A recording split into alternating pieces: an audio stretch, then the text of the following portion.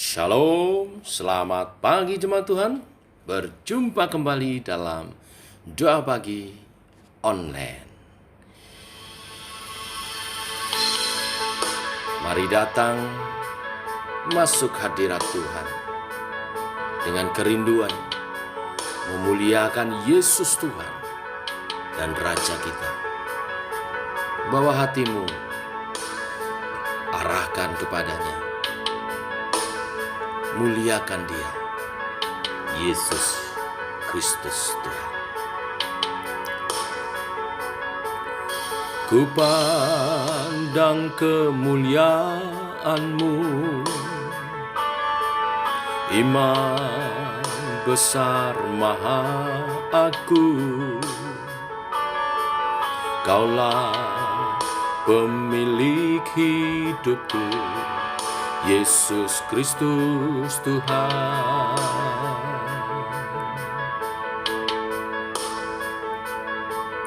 Sujud di depan tahta-Mu, taklukkan seluruh hidupku. Dalam tangan-Mu penebus, Yesus Kristus Tuhan.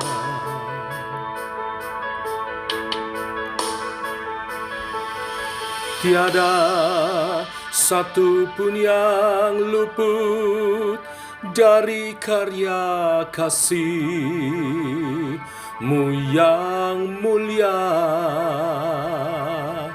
Bagi-Mu segala pujian, hormat, kemuliaan.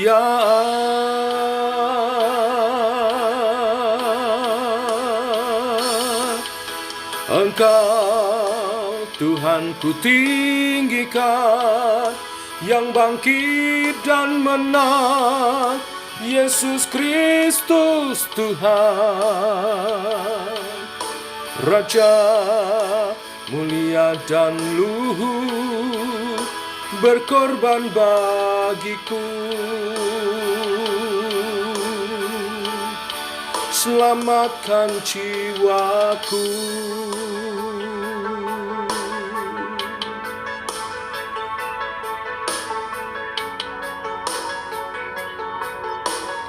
Oh, sujud di depan tahta-Mu, taklukkan seluruh hidupku. Dalam tangan-Mu penebus, Yesus Kristus Tuhan.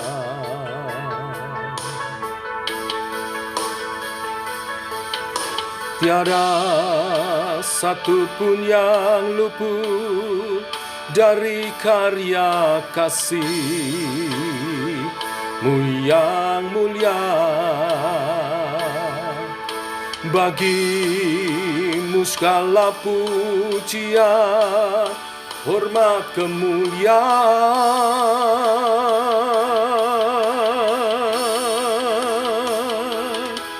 Engkau Tuhan ku tinggikan, yang bangkit dan menang, Yesus Kristus Tuhan.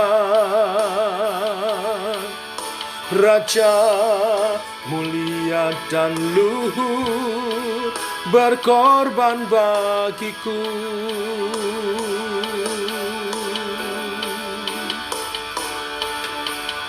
Maka jiwaku memuja, menyembah Sang Raja, Yesus Kristus Tuhan. Kekal sempurna kuasa-Mu, agunglah karya-Mu. Yesus Kristus Tuhan.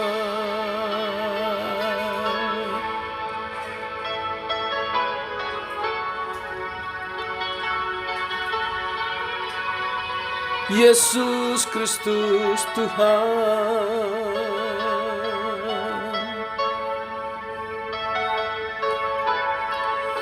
Raja mulia, agung namanya.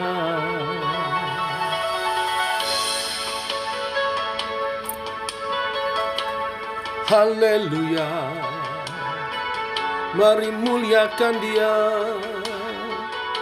mari agungkan Dia.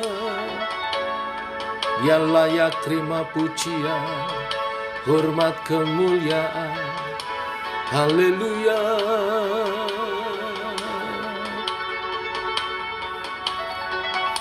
Tiada satu pun yang luput dari karya kasih-Mu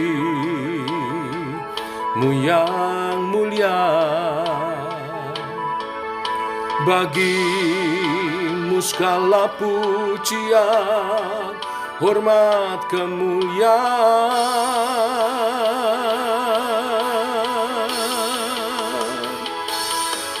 Engkau Tuhan ku tinggikan, yang bangkit dan menang, Yesus Kristus Tuhan.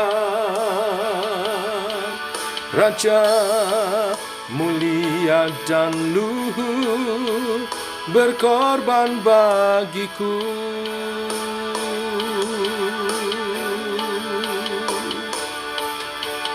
Maka jiwaku memuja, menyembah Sang Raja, Yesus Kristus Tuhan. Kekal sempurna karya-Mu, kuasa agunglah karya-Mu. Yesus Kristus Tuhan.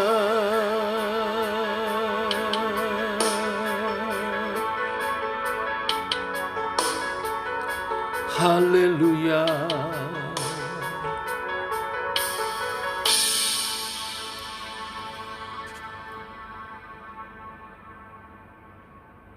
Demikian kami selalu rindu memuliakan Tuhan, mengagungkan Yesus Tuhan dan Raja kami, dan menyaksikan kemuliaan Tuhan melalui pelayanan pemberitaan Injil kami. Teguhkan oleh kebenaran firman yang sebentar kami renungkan. Berfirmanlah, Tuhan, kami siap mendengar. Dalam nama Tuhan Yesus Kristus. Amin. Bapak Ibu jemaat Tuhan, renungan firman Tuhan pagi hari ini, kita tiba di Kisah Para Rasul pasal 17, ayat 16 sampai 34. Demikian firman Tuhan. Sementara Paulus menantikan mereka di Athena, sangat sedih hatinya karena ia melihat bahwa kota itu penuh dengan patung-patung berhala. Karena itu di rumah ibadat ia bertukar pikiran dengan orang-orang Yahudi dan orang-orang yang takut akan Allah. Dan di pasar setiap hari dengan orang-orang yang dijumpainya di situ. Dan juga beberapa ahli pikir dari golongan Epikuros dan Stoa bersoal jawab dengan dia. Dan ada yang berkata, apakah yang hendak dikatakan si Peleter ini? Tetapi yang lain berkata, rupa-rupanya ia adalah pemberita ajaran dewa-dewa asing, sebab ia memberitakan Injil tentang Yesus dan tentang kebangkitannya. Lalu mereka membawanya menghadap sidang Areopagus dan mengatakan, bolehkah kami tahu ajaran baru mana yang kau ajarkan ini? Sebab engkau memperdengarkan kepada kami perkara-perkara aneh. Karena itu kami ingin tahu apakah artinya semua itu. Adapun orang-orang Athena dan orang-orang asing yang tinggal di situ tidak mempunyai waktu untuk sesuatu selain untuk mengatakan atau mendengar segala sesuatu yang baru. Paulus pergi berdiri di atas Areopagus dan berkata, hai orang-orang Athena, aku lihat bahwa dalam segala hal kamu sangat beribadah kepada dewa-dewa. Sebab ketika aku berjalan-jalan di kotamu dan melihat-lihat barang-barang pujaanmu, aku menjumpai juga sebuah mezbah dengan tulisan, kepada Allah yang tidak dikenal. Apa yang kamu sembah tanpa mengenalnya? Itulah yang kuberitakan kepada kamu. Allah yang telah menjadikan bumi dan segala isinya. Ya, yang adalah Tuhan atas langit dan bumi, tidak diam dalam kuil-kuil buatan tangan manusia, dan juga tidak dilayani oleh tangan manusia, seolah-olah ia kekurangan apa-apa. Karena dialah yang memberikan hidup dan nafas dan segala sesuatu kepada semua orang. Dari satu orang saja ia telah menjadikan semua bangsa dan umat manusia untuk mendiami seluruh muka bumi. Dan ia telah menentukan musim-musim bagi mereka dan batas-batas kediaman mereka, supaya mereka mencari Dia dan mudah-mudahan menjamah dan menemukan Dia, walaupun ia tidak jauh dari kita masing-masing. Sebab di dalam Dia kita hidup, kita bergerak, kita ada, seperti yang telah juga dikatakan oleh pujangga-pujanggamu, sebab kita ini dari keturunan Allah juga. Karena kita berasal dari keturunan Allah, kita tidak boleh berpikir bahwa keadaan ilahi sama seperti emas atau perak atau batu, ciptaan kesenian dan keahlian manusia. Dengan tidak memandang lagi zaman kebodohan, maka sekarang Allah memberitakan kepada manusia bahwa di mana-mana semua mereka harus bertobat. Karena Ia telah menetapkan suatu hari, pada waktu mana Ia dengan adil akan menghakimi dunia oleh seorang yang telah ditentukannya. Sesudah Ia memberikan kepada semua orang suatu bukti tentang hal itu dengan membangkitkan Dia dari antara orang mati. Ketika mereka mendengar tentang kebangkitan orang mati, maka ada yang mengejek dan yang lain berkata, lain kali saja kami mendengar engkau berbicara tentang hal itu. Lalu Paulus pergi meninggalkan mereka. Tetapi beberapa orang laki-laki menggabungkan diri dengan dia dan menjadi percaya.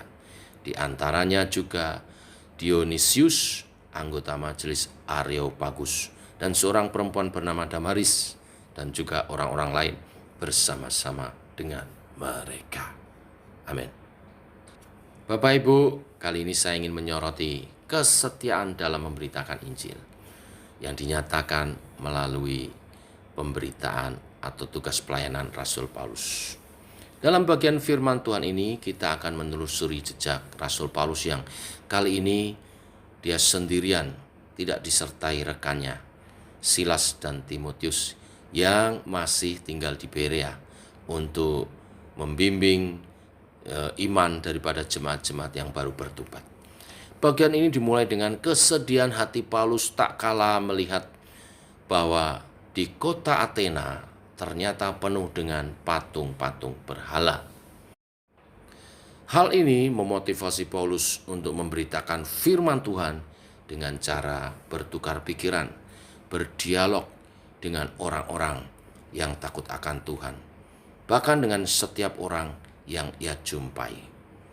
Perjumpaannya dengan beberapa ahli pikir Yunani, dari golongan Stoa maupun golongan Epikuros, membuahkan kesempatan bagi Paulus untuk berbicara di depan sidang terkemuka Areopagus, yaitu semacam DPR-nya kota Athena lah, demikian.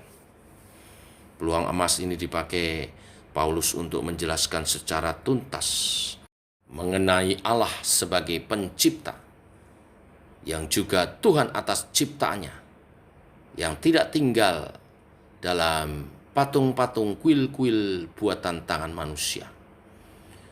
Allah yang sedemikian tidak dilayani oleh tangan manusia melalui sesajen-sesajen. Sebaliknya, Dialah yang memberi dan menolong kehidupan umatnya. Paulus kemudian mendorong semua pendengarnya agar mereka mencari Dia, serta mendoakan agar mereka dapat menjamah dan menemukan Dia yang tidak jauh dari mereka. Paulus membuka percakapannya di ayat 23 dengan apa yang dia lihat saat masuk kota Athena. Dia melihat, menjumpai sebuah mezbah dengan tulisan, kepada Allah yang tidak dikenal. Apa yang kamu sembah tanpa mengenalnya, itulah yang kuberitakan kepada kamu. Masalah muncul ketika dalam penutupan khotbahnya Paulus mendorong mereka bertobat dengan tidak memperlakukan Allah seperti berhala.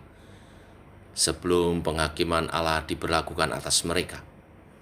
Kaum terpelajar Yunani yang tidak mempercayai adanya kebangkitan orang mati langsung bereaksi mencemooh dan menolak Paulus. Namun, benih firman Tuhan yang ditabur tidak pernah kembali dengan sia-sia. Ada juga yang menjadi percaya kepada pemberitaan Paulus, termasuk salah seorang penting, yaitu anggota Areopagus, Dionysius, dan juga seorang perempuan yang bernama Damaris, dan juga orang-orang lain yang bersama-sama dengan mereka. Mari kita tarik sejumlah pelajaran dari kisah ini. Pertama, kita harus memiliki kepekaan seperti Paulus untuk melihat setiap peluang sebagai kesempatan berharga untuk memberitakan Injil. Di mana kita hidup, di mana pula itu kita ditempatkan Tuhan untuk menjadi berkat. Perhatikan lingkungan sekitarmu dan menjadi peka dengan apa yang bisa kita pakai untuk memberitakan Injil, untuk memperkenalkan kasih Kristus, untuk menyatakan kuasa-Nya, supaya banyak orang dimenangkan dan diselamatkan. Hal ini tidak terlepas dari kepedulian dan belas kasihan, melihat begitu banyak jiwa yang membutuhkan Injil. Yesus selalu tergerak hatinya oleh belas kasihan ketika melihat jiwa-jiwa. Yang kedua, kita belajar dari konsistensi Rasul Paulus yang memberitakan Injil, yaitu tentang kematian dan kebangkitan Kristus yang merupakan intisari dari Injil Kristus. Kristus mati menebus dosa umat manusia. Kristus bangkit memberi pengharapan hidup yang kekal dan kemuliaan di dalam kasih karunia-Nya. Amin. Tuhan memberkati. Mari kita berdoa. Bapa, kami mengucap syukur buat hari yang baru, hari yang limpah dengan berkat-Mu. Kelimpahan-Mu Kau nyatakan dengan Engkau memberi kami firman Tuhan, bahwa benih yang ditabur, benih firman-Mu tidak pernah kembali sia-sia. Ajar kami konsisten dalam tugas pemberitaan Injil kami, tugas kami dalam melayani Tuhan. Ini bukan tugas hanya seorang hamba Tuhan, tetapi tugas setiap orang percaya, setiap umat Tuhan. Teguhkan oleh kebenaran firman hari ini, dan beri kreativitas, beri kepekaan untuk kami melihat kebutuhan daripada umat Tuhan. Dari kepekaan itu kami melayani dan Injil diberitakan. Terima kasih Tuhan. Secara khusus kami berdoa bagi bangsa dan negara kami Indonesia, bagi pemerintah kami, bagi Presiden Jokowi dan wakilnya, juga staf kabinet menterinya, bersama-sama dengan Polri, TNI, yang menjaga keamanan Indonesia dan mengatur bangsa negara ini menjalankan pemerintahan dengan baik. Beri dia hikmat Tuhan, sehingga Indonesia menjadi lebih baik. Kami berdoa untuk penanggulangan pandemi COVID-19, khususnya varian Omikron yang sekarang sudah mulai masuk di Indonesia, supaya pemerintah dapat menanggulanginya dengan baik, sehingga tidak terjadi kembali dampak-dampak yang meluas yang merugikan untuk perkembangan Indonesia menjadi lebih baik. Kami berdoa untuk ekonomi negara, kami berdoa untuk kehidupan sosial masyarakat, kami berdoa untuk pendidikan anak-anak yang sudah mulai sekolah lagi, supaya semua berjalan dengan baik. Tuhan tolong Tuhan Indonesia, rahmati Tuhan. Dan kami juga berdoa untuk gereja-gereja-Mu Tuhan, di mana Engkau menempatkan kami ada di Indonesia ini, untuk menjadi berkat bagi masyarakat Indonesia, khususnya juga gereja GLS Sunter, di mana Engkau menempatkan kami berkomunitas di apartemen Green Lake Sunter ini, untuk kami menjadi berkat. Urapi hamba-Mu beserta pengurus dan umat Tuhan menjalankan tugas panggilan pelayanan ini. Terpuji nama-Mu Tuhan. Dalam nama Yesus kami berdoa, kami bersyukur. Amin. Demikian saudara, doa pagi kita. Selamat pagi, selamat berjalan bersama dengan Tuhan. Shalom. Tetap semangat.